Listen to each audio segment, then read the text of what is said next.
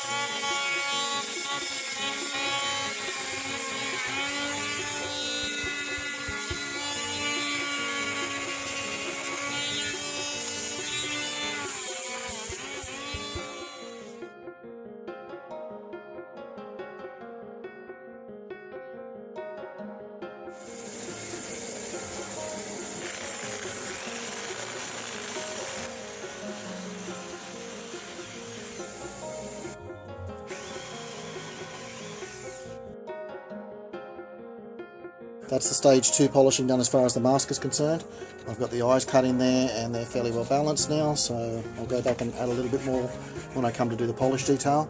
The mount for the laser has been sort of drilled out and that's working quite well. I've managed to reclaim most of the detail on the side piece there, but again, once that's cleaned up it should look a little bit better. I thought I'd talk a little bit about the finish that I'm actually going to put on it. I've done a little bit of a test there. You can't see it very well in the camera, but it's actually a hammered metal sort of finish. And I thought I'd just show you a very quick tip on how I'm actually doing that, on how to actually get a really nice polished hammered metal finish. I've just given that a hit on the sander sort of thing, so you can see it's just that rough sanded sort of finish. And I'm using a ball peen hammer with the ball part to do the hammer effect. And the trick to this, I'll just show you. So you can see the hammer effect that you actually get there, but it's not very shiny, and to actually polish that is really, really difficult. So the trick is to not polish the metal, but actually polish your hammer. And I'll show you the difference that makes when you actually hit it and transfer it onto the metal. So again, the light's not very good in here, but I think even with that you can actually see the sheen difference That's cool. between the hammer that's not polished as opposed to the hammer that is polished. You're taking that polished part of the hammer and transferring the polish to the metal. So I've done a bit of a test polish there to give you an idea on the actual surface that I'm going for. It's not going to be polished up and shiny like the Terminator, but I do need to get a fairly good surface so that I can apply the weathering. For the look I'm going for, I want it to look a little battle worn and a little battle damaged, and the finish is going to look a lot more like what I did on the Shuriken.